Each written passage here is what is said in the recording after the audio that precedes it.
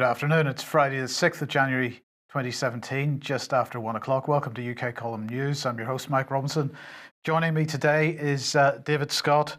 Welcome to the programme. David, how are things north of the border? Well, weather-wise, it's a little grey today. Nice sunny, cold day yesterday. And in terms of the politics of the land, as crazy as always. Good stuff. That's what we like to hear. Well, we're going to get straight in with Brexit and the continuing saga of chaos from within the British government.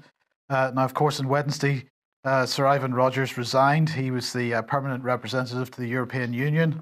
He resigned and was replaced quite quickly with Sir Tim Barrow.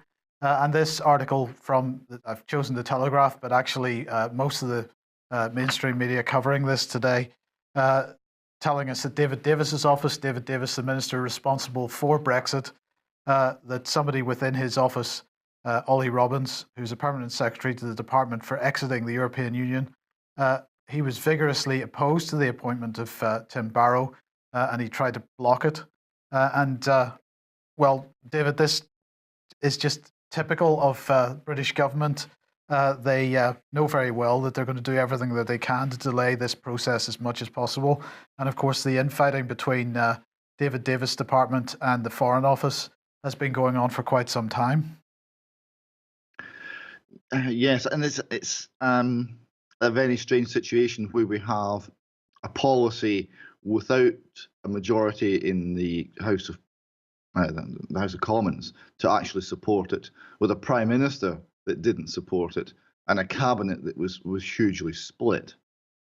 And as a result, we have drift, we have confusion, and we have what it looks like backsliding.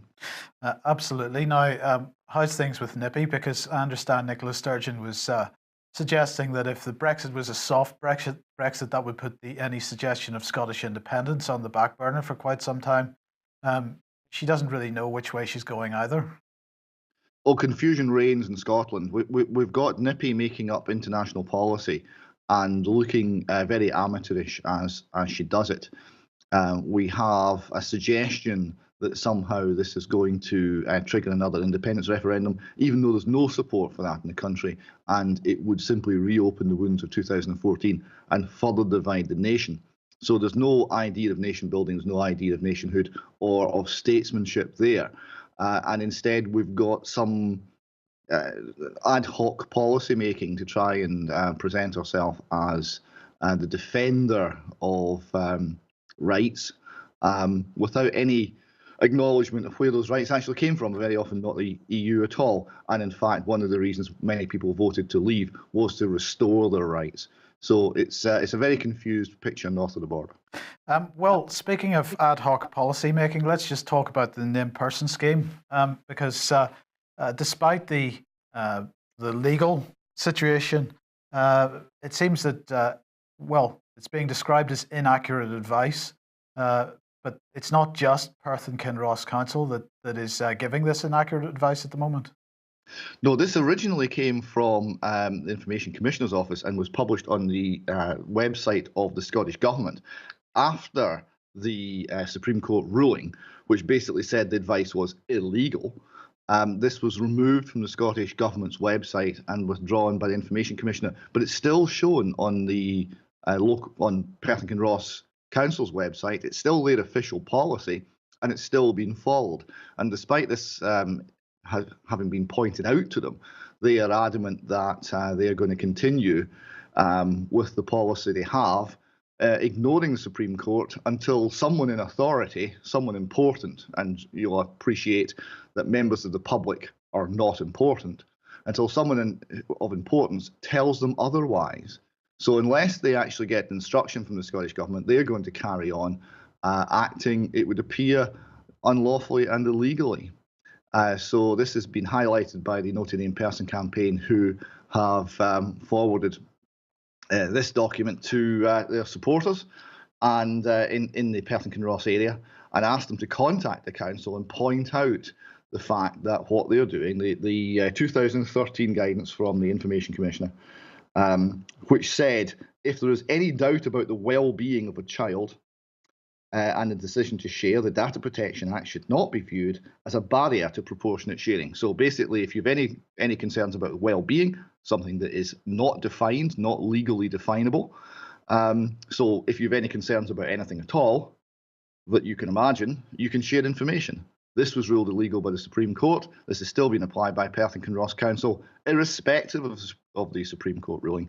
And in fact, we've had one case that's come up during the last week where a headmaster said, or headmistress said to a parent, yes, all this named person stuff is all sorted. I'm your named person. And the parent said, well, but the Supreme Court said it was illegal and it's been withdrawn and the act has been pulled and not implemented and it's been rewritten.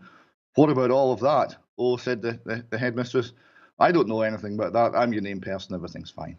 So you see on the ground the realities of the illegal situation that the Scottish Government have created are still being rolled out and still affecting many, many parents. So we'll just put this one back up again briefly. So if anybody wants to write to Perth and Kinross and ask them what they're up to, the email address there is ecsgeneralenquiries@pkc.gov.uk. Right.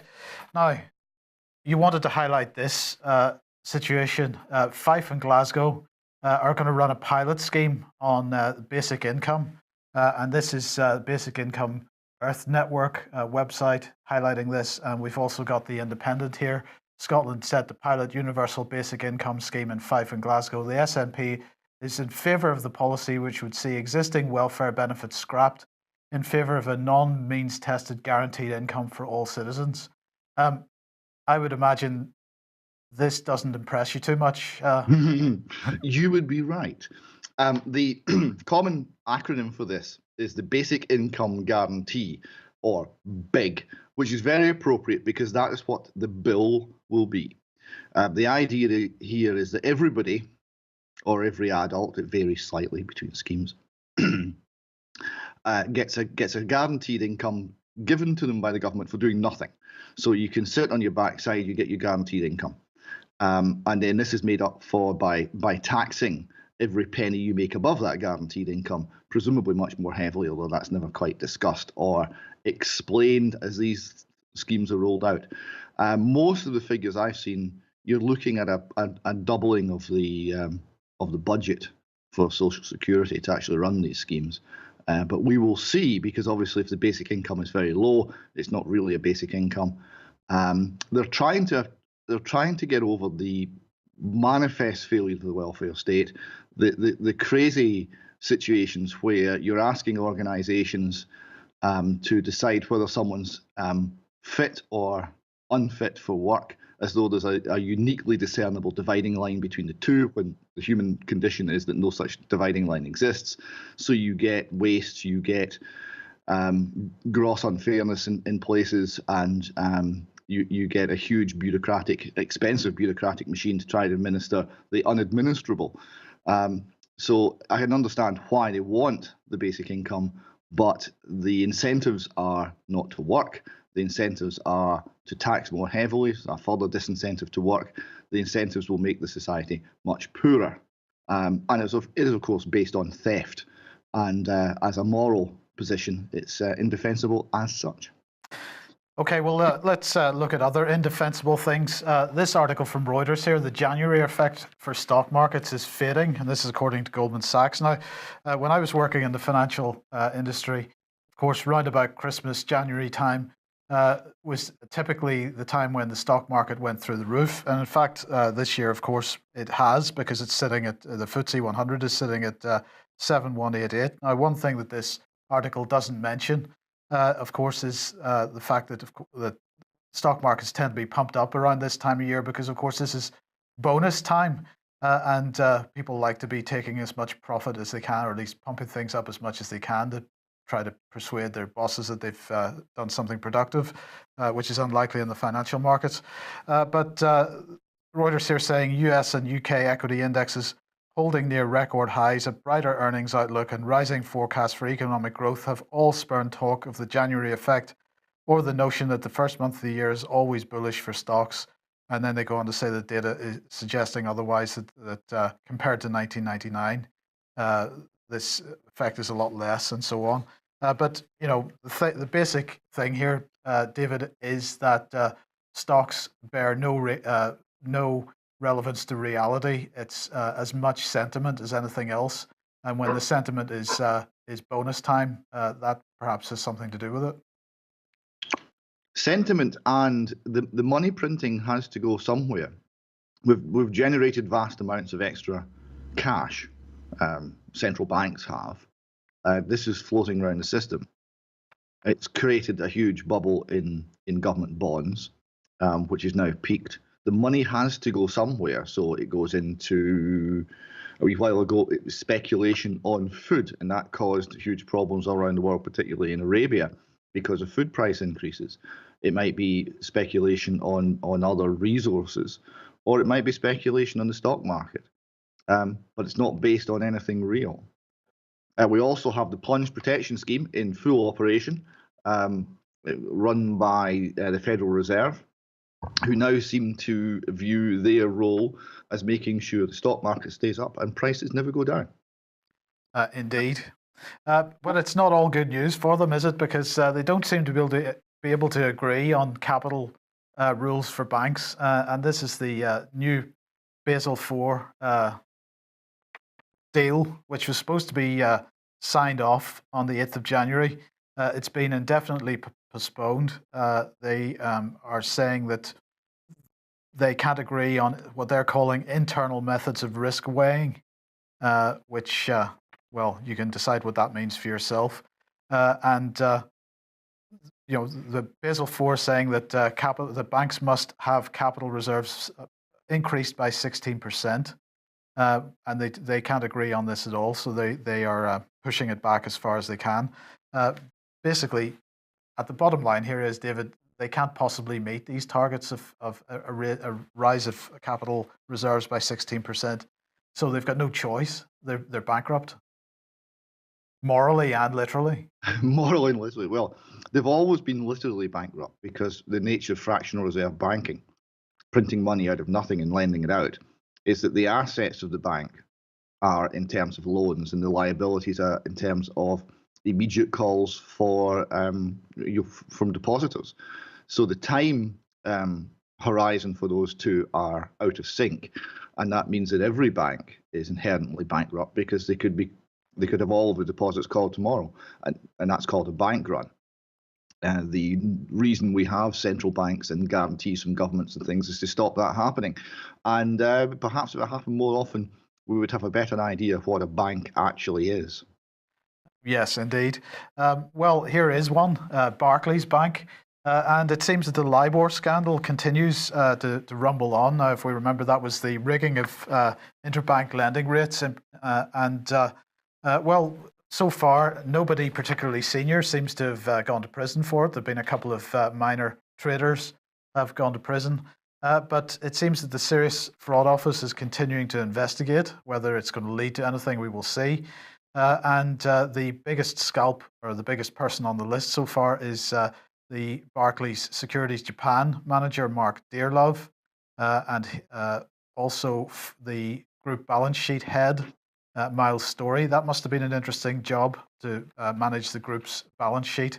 He's now working for Clydesdale Bank. He's also under investigation. The Serious Fraud Office and Barclays have declined to comment on this, according to the Financial Times. But these things just don't seem to want to go away for them, and it is a problem, isn't it? It is, and I see that Barclays have rejected the kind offer of the American government to agree to pay them, I think it was about $2 billion. This was part of the sort of same deal that Deutsche Bank eventually settled for. I think it was $7 billion, having been threatened with 14 at one point. Barclays are convinced that they are not liable to anything like this degree. This is concerning the securitization of mortgages and the collapse around 2007-8. So they are wanting to have their time in court in America and not to reach agreement with the Federal Reserve and take their chances in open court. So they're in for a fairly exciting time there, I would have thought. Yes. Okay, well, let's change the subject then. A bit of defense news here. This is MBDA Missile Systems. and they have been awarded a contract, £30 million contract, to produce laser direct energy weapon capability demonstrator. And this is to the UK Dragonfire Consortium. Very nice names. It's going to, the project is going to assess laser direct energy weapon technologies and approaches. And they're going to have a demonstration of the system by 2019. Who's involved in this? Well, let's see what Harriet Baldwin had to say from the Ministry of Defence. The UK has long enjoyed a reputation as a world leader in innovation, and it is truly groundbreaking projects like the laser directed energy weapon which will keep this country ahead of the curve. That makes me feel good to be ahead of the curve in this sort of thing. She said the Defence Innovation Initiative aims to encourage imagination, ingenuity, and entrepreneurship in pursuit of maintaining a military advantage in the future. With a rising defence budget and £178 billion equipment plan, our commitment to innovation will deliver a safer and more prosperous Britain. That must make you feel very safe and prosperous, David. It makes me feel doubtful. The record of procurement, government procurement on innovation, is not stellar. And this goes back all the way to the Second World War. If you follow the example of the Lee Light, which is an extremely effective weapon that someone basically did in his spare time in a tucked away hangar on a military base, having been turned down by the MOD or its predecessor many times for the idea, and it wasn't until the government development program hit the buffers and failed that they came back and found that he had a working prototype. I'm all for innovation. I'm all for entrepreneurship. I'm not entirely convinced that Her Majesty's government and central control and central planning can actually generate these particularly well. Well, just to let everybody know who is involved in the UK Dragonfire Consortium, it's partners from the UK and international partners. MDBA is one of them, Kinetic, GKN, ARCA, BAE Systems, Marshall, ADG, these types of companies. So that's all good stuff. One further thing on that, we took a decision for single point procurement back in, was it not the 60s? And the whole idea of entrepreneurship and innovation depends on competition. So if we've only got one provider of anything, there is no competition. And I would have thought that was a bit of a fundamental problem. Indeed. Okay, just before we move on to some other things, I just wanted to remind everybody, of course, that there is an anti-fracking protest going on at Kirkby Misperton in North Yorkshire at the moment. Ian Crane is there, and because he's there, he is not going to be producing live fracking nightmares for the next couple of weeks. But on Sunday, he is inviting everybody that would like to go to the Kirkby Misperton Protection Camp. The postcode is YO176UE if you want to get there. 3 p.m. He will be pre-recording, or he'll be doing it live at the camp, and then we'll be playing it out on Monday evening as usual. But if you'd like to go and take part in that, head over to Kirkby Misperton. He says basically if you follow the map to Kirkby Misperton, follow the road to Kirkby Misperton, you can't miss it. It's on the A1, so just off the A169, and he hopes to see as many people as possible there. So do get along. Now, Philip Hammond, then, our illustrious Chancellor of the Exchequer, is wooing people in the Gulf. Now, this follows trips by both Boris Johnson and Theresa May in recent weeks and months. So he's been in the Gulf. He's there to strengthen economic relations with Gulf allies. And this is part of his New Year tour. It's like he's some kind of pop group or something, I'm not sure. And he's met with senior leaders in Kuwait, UAE, and Qatar, strengthening relations, trade links, economic ties. And he's due to meet with more political leaders, including the acting Prime Minister, Finance Minister, Central Bank Governor, as well as the Kuwait Investment Authority, to discuss strengthening ties. What are we doing there, David? It sounds like we're selling weapons. I think, what else do we sell to them? Rolls Royces, whiskey, not officially, and Guns, I would have thought would be the big ticket export items. Maybe I'm wrong. Maybe there's other things we're selling to the Middle East, but I can't quite imagine what they would be right now. No, well, it's good because Philip Hammond said, as we leave the EU, Britain's future prosperity requires us to maintain the strongest possible economic links with our European neighbours while enhancing our existing partnerships with the wider world.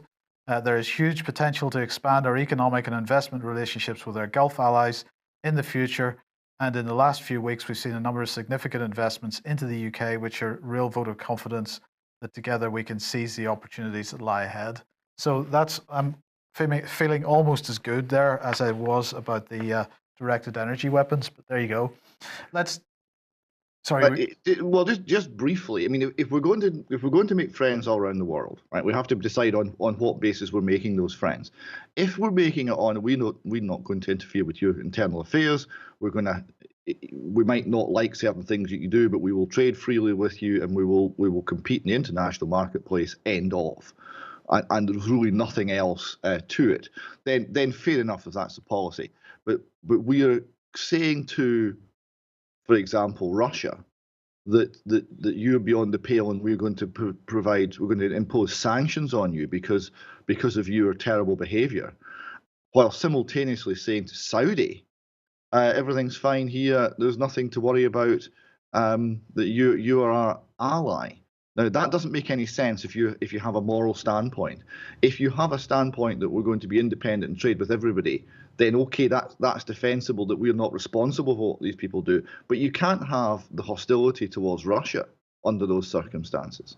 You have to have some sort of level playing field. So it's the hypocrisy of it all that just doesn't sit well. Okay, well, let's talk Israel and Palestine then. And you wanted to highlight the situation with John Kerry. John Kerry, during the holiday period, there was a vote in the UN, excuse me, which went against the settlement building program in the West Bank, and which wasn't vetoed by the United States. It was supported by Britain, and it transpired, arranged, the wording was negotiated with Britain and the United States, fully involved in deciding what the wording was going to be. This created a bit of a backlash and expressions of outrage from the Israeli political elite. Well, look, but just before, David, just before we go on to that, let's just mention Matthew Rycroft and his comments at that adoption of that resolution. So that was Resolution 2334 in the United Nations. And he said, this is the first Security Council resolution on the Israel-Palestine issue in over 7 years. He said the adoption of the resolution is first and foremost a clear reinforcement of the international community's conviction that a two-state solution remains the only viable route to sustained Arab-Israeli peace. And then he went on to suggest that terrorists are treated as martyrs. Peace, at least so long as that goes on, peace is going to be distant. He was very critical of anybody that criticized Israel in any way. He said the UK is a clear and close friend of the State of Israel. We reject all efforts to delegitimize or undermine Israel. The movement for boycotts, divestments, and sanctions, rooted as it is in culture of prejudice and hostility to Israel, is a barrier to peace. And my government will never support any resolution that advances the cause of boycotts or delegitimization in any way.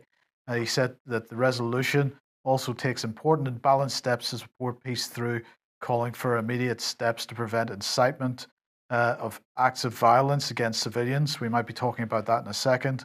And it calls upon both parties to act on the basis of international law, and it calls upon all parties to exert collective efforts to launch credible negotiations, and so on. So it was all. Well, I don't even know how to say it. He didn't really say very much at all. It was a lot of words signifying not very little. It was just basically saying no change, and everything he said ignored half of the truth of the situation. So it was all a huge simplification. Okay, it's a short speech, and it's pretty much got to be, but it's not just the Palestinian Arabs, for example, that create heroes out of terrorists, or indeed political leaders out of terrorists. That applies to both sides of the equation. And the nature of the legitimacy of a state. Well, I don't know about you. I would like to wake up one morning and find that the people of this country no longer viewed their government as legitimate, because I think that would be the first starting point to having something, not a revolution, something better in place, where people say, no, you're bound by the rule of law, and if you're breaking the rule of law, we're not going to do what you say. And that sort of challenge to authority, I would want to see here, Israel, and everywhere else, because the authorities are taking people down the route of conflict, of division, and of the suffering that comes from it. Okay, so what was Israel's reaction to Kerry's speech? Well, Israel's reaction to the vote was initially shock and horror, and we've been stabbed in the back, and this is dreadful. So it was extremely hostile to start with. Kerry then made a speech. Kerry's speech was about half an hour long, and it was streamed live. And I would actually encourage people to go and try and find it. It's easy to find on YouTube and elsewhere, and have a listen to it, because it was really quite surprising, because it was actually quite thoughtful, and it clearly showed that they understood the nature of the problem. And the reaction, there was like 4 reactions in the main paper, the Haaretz, the main paper in Israel, within 3 or 4 days, saying 4 completely different things. But eventually they got it right when they said that what Kerry said is tell Israel they're committing suicide, because you have a situation where the idea behind the state of Israel is it's Jewish and democratic, right? It is both of these things. Now that can only be the case with a demographic majority of Jews that is completely in the predominance. You have between the River Jordan and the Mediterranean roughly equal numbers of non-Jewish Arabs and Jews. So if you put those into one state, you no longer can have a state that is both democratic and Jewish. And he made this point explicitly. You have to pick one or the other. It has to be a Jewish state based on some form of tyranny or oppression, or it has to be a democratic state that will no longer be Jewish. So if you have one state, you do not have Israel. If you have 2 states, you can have Israel. That was his point. Now, his point was then that the settlement processes, the settlement progress has been such that the idea of having a second state, a Palestinian state, is no longer viable because of the settlements. Or his view was it was close to being that. I actually think that point has long since been passed. And if it's no longer viable and you have a one-state solution, you've essentially signed the death warrant for the state of Israel. And his point is it's the Israeli government that is signing that death warrant, hence it's suicide. So that was eventually what came out of the analysis on Haaretz. I thought that was spot on, and I thought I've never been a fan of Kerry at all, but I actually thought his speech was thoughtful, intelligent, well balanced, and actually quite. It showed a quite impressive grasp of the realities. I was surprised at how good it was. Okay, well, the other thing that happened in Israel just after the break was the fact that this Israeli soldier was convicted of manslaughter for shooting the wounded Palestinian lying on the ground. And again, huge comment on this in Haaretz. So we've got an opinion piece here too, irreconcilable Israel's clash over Elor Azaria, defender of Jewish history versus convicted killer. We've got the trial, the People's Army versus the People's Politicians, and they're asking an opinion piece here entitled "If Elor Azaria Was Ashkenazi." He isn't everyone's child. He's the child of the new Israeli right, and he comes from a good Ashkenazi family. And had he come from a good Ashkenazi family, the national debate would have been about the futile occupation and how it criminalized one of our finest. So this has clearly divided the country, and the question is that division genuine, or is it being pumped up? Well, it's certainly been pumped up with the politicians, but I think the division is genuine enough. Just to quote from the article here, the People's Army versus the People's Politicians. So the scene Wednesday outside the military courtroom at IDF headquarters in Tel Aviv, where the ruling in the trial of Sergeant Elor Azadi was read out, was unprecedented. An inflamed mob, only a stone's throw from the General Staff's building, called for the murder of the Chief of Staff, Gadi Eisenkot, and threatened to make sure his fate was the same as the former Prime Minister and Chief of Staff, Yitzhak Rabin. So that shows you the depth of anger in some places in Israel over this, and the degree of division that we're seeing in the society between the IDF leadership, who maybe somewhat bizarrely are the defenders of the rule of law, and the mob, who want killing of Palestinians in cold blood to be essentially legalized. Okay, well, sticking with Israel for a second then, Benjamin Netanyahu not having the best time, subject of criminal investigation, and in fact, I believe it's 2 investigations now. He has been interviewed twice within a week. One of the police interviews lasted for 5 hours, yes, on 2 different cases. And it's all to do with graft and bribery and people giving him cigars and funding his lavish lifestyle by providing the liqueurs and expensive cigars, etc., that he apparently needs. The comparison here I draw is between Israel and Britain, and we don't come out well. There's 2 things that are happening here. One, you have got an energetic police investigation of the highest political office in the land. I cannot imagine that happening in Britain.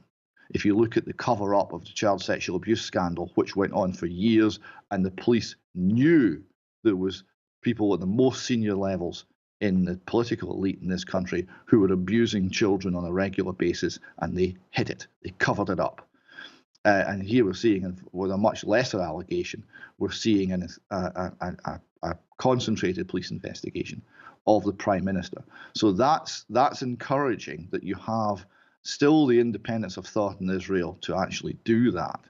And the press are reporting it. It's not hidden. It's not covered up. I had a discussion regarding the situation in Britain regarding the child sexual abuse with some of my friends in Israel. And I was describing the degree of press collusion in hiding the truth. And they were astounded by this.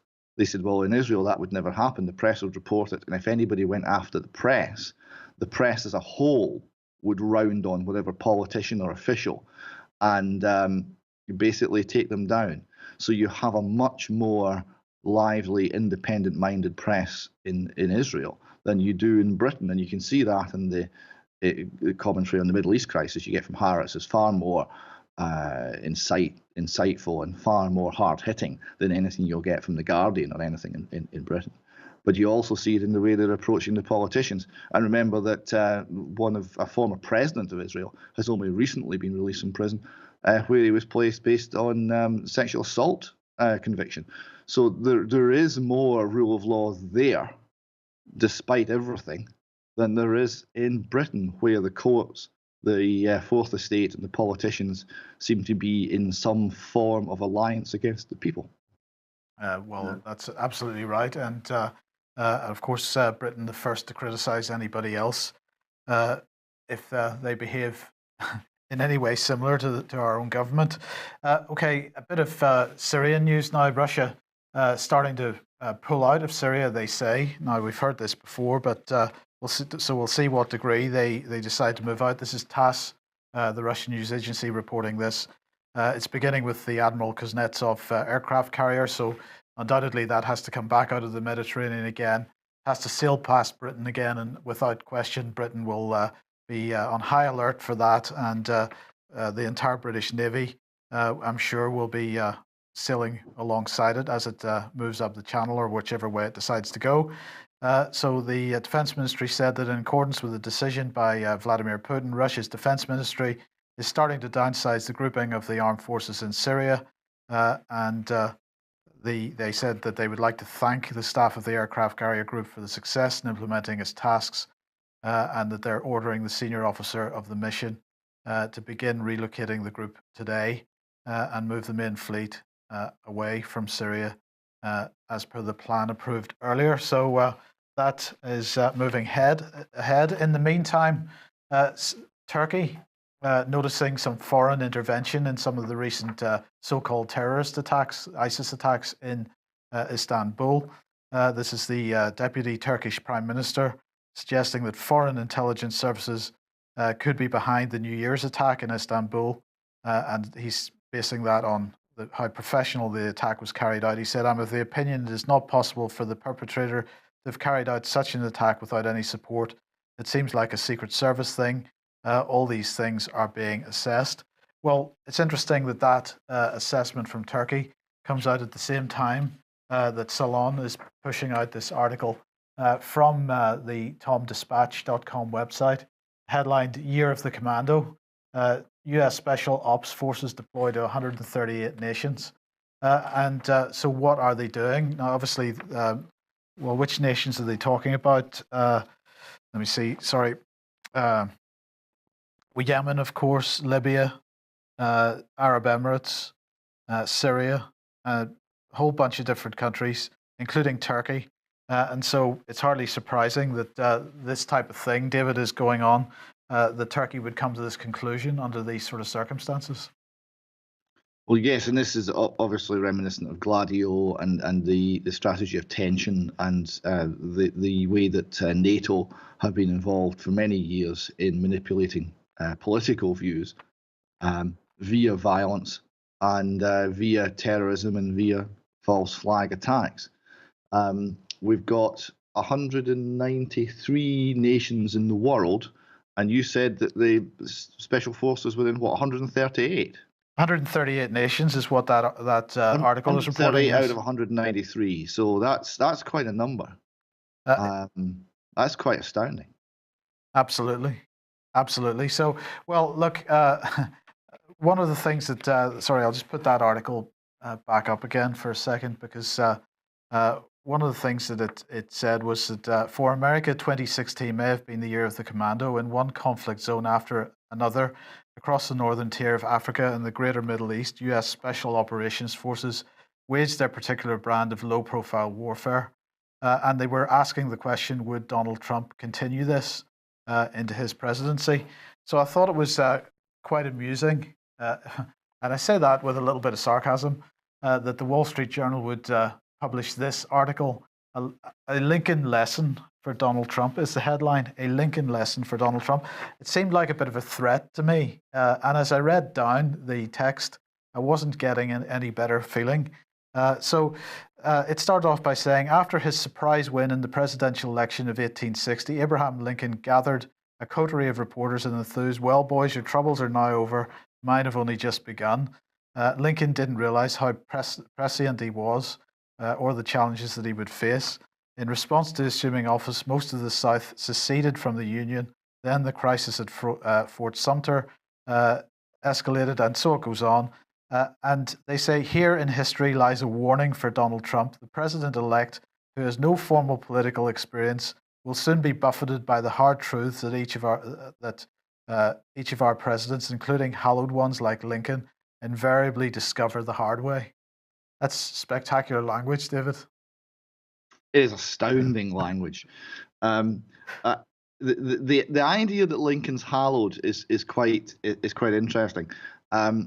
It seems that the list of great American presidents aligns with the list of body counts and numbers of dead Americans.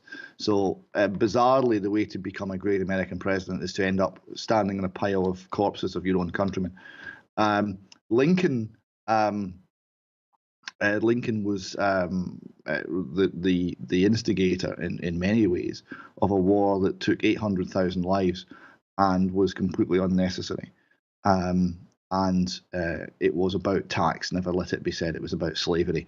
If you look at what he said early on and before the secession, he was quite clear that he would protect slavery completely, providing the tax money from the South kept rolling into the coffers of the central government. It was not about freedom, and Lincoln himself was really quite racist in his views towards what was then termed the Negro population in America. And he was anything but honest, and he was not at all the sort of man that he's built up to be in the realm of myth. But the one thing he was shot, and it's very strange that the Wall Street Journal should use such language concerning Trump, particularly given the number of death threats that have actually been made against him by upset snowflake millennial liberals on Twitter and YouTube. But this is perhaps another demonstration of the sort of insanity of the mainstream media at the moment, perhaps.